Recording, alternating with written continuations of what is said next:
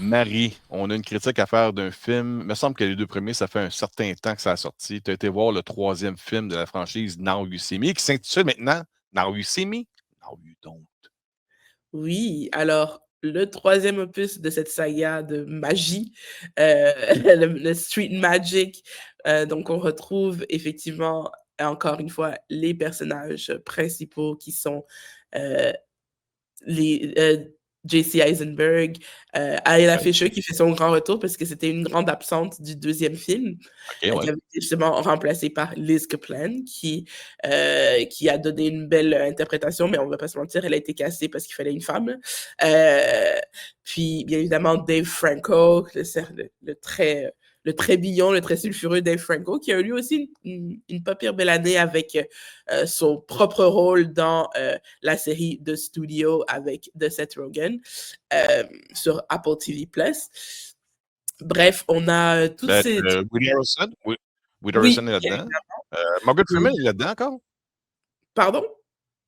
Morgan Freeman devrait être Oui, là-dedans. Morgan Freeman qui est de retour également. Ouais. Donc, on a cette intrigue avec, encore une fois, ces magiciens qui font un peu les Robins des Bois, qui essaient de rétablir une forme de justice, de redistribuer des richesses que les tout-puissants ont obtenues en mettant une queue de bras aux moins puissants, mais évidemment.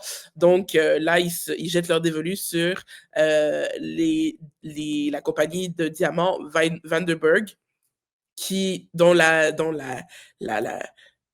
la tête de famille est jouée par Rosamund Pike, qui nous donne encore une fois une performance assez incroyable, mais c'est une vilaine cette fois-ci. Donc voilà, on retrouve donc les Four Horsemen qui vont aller dérober le plus gros diamant du monde. Bon, ça semble un peu caricatural, surtout avec le contexte actuel, le Louvre qui vient de se voir Ouais. voler pour plusieurs millions d'euros des bijoux de la couronne, etc. Bref, finalement, on se dit la réalité dépasse la fiction. Donc, c'est juste que bon, ben, les Four Horsemen, ils utilisent smoke and mirrors. Mais on a vraiment cette bande donc, qui revient avec, encore une fois, on va dire les mêmes gimmicks, les tours de magie qui sont par la suite expliqués. Euh, voilà. Donc, je dirais que moi, j'ai été divertie par ce troisième opus. Par contre, il y a quand même quelque chose de un peu, euh, je te dirais, engourdi là-dessus parce que il n'y a pas de scène à proprement parler qui se démarque des autres. OK. Le premier film était le premier film. Le premier film a eu beaucoup de succès parce que personne ne s'y attendait à ce que ce soit ça, puis à ce que ce soit bon comme ça. Euh, il y a eu plusieurs scènes qui étaient très intéressantes. Dans le second film, on a ramené un casting un peu décharné, justement, avec Ayla Fisher qui manquait à l'appel, qui est remplacé par Liz Kaplan, et ce casting a ramené également Daniel Radcliffe. Daniel Radcliffe qui, on va pas se mentir, était là pour la petite blague de c'est un magicien, il fait de la magie, Ben Harry Potter. oui. Bref, c'était très facile à faire, mais bon, mais ça a fait quand même son petit effet, ça a fait son petit effet. Euh, Par contre, il y avait aussi, justement, des scènes assez intéressantes du fait qu'ils aillent à Macao, en Chine, qui sortent un peu euh, de l'univers de magie des États-Unis. Puis aussi, il y a eu la scène, par exemple, justement, au casino, qui a été, pour moi, une des bonnes scènes qui démarquait bien le deuxième film du premier film.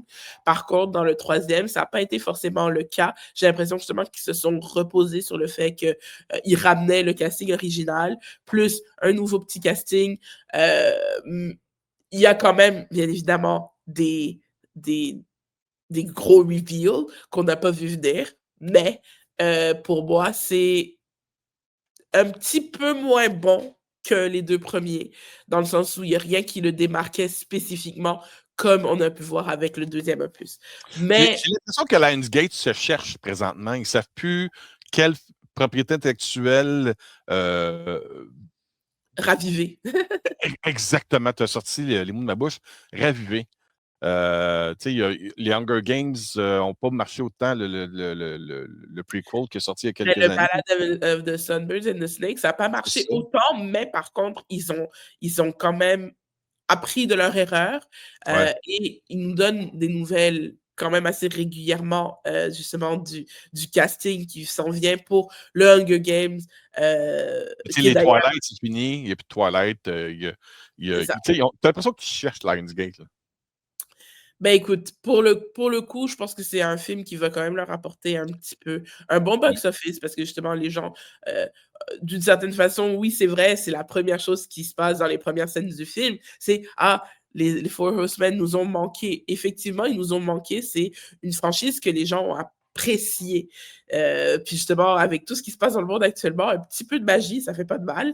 Donc, c'est je te dirais pour moi, un film qui est divertissant, un film Ouais. d'aller voir ça en sortie entre amis, un mardi ou même un samedi, un vendredi. Bref, c'est assez divertissant.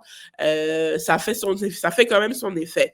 Donc pour moi, c'est quand même un 6 sur 10 Ouais, pour ce OK. film qui vaut quand même la peine, Tu sais quoi? d'être vu au J'ai une cinéma. question, j'ai une question pour toi là-dessus. J'adore l'acteur, ben, la plupart des acteurs qui sont dedans, mais j'ai une passion pour Morgan Freeman. Je veux savoir comment qu'elle s'appelle. Parce que le monsieur, il est quand même rendu assez âgé. D'ailleurs, même les dernières tournées de promotion qu'il a faites, je pense qu'on l'a vu dormir devant des entrevues. Là. Le monsieur, tu sais, il a un âge avancé quand même. Je veux savoir si sa présence est quand même intéressante, disons ça, Oui, sa dans le présence est film. intéressante, puis il a l'air en forme, honnêtement. Ouais, Donc, OK. oui, oui, oui, il est très en forme. Morgan Freeman est un homme, voilà, encore une fois, ça a été même Dieu, hein, à quelques reprises.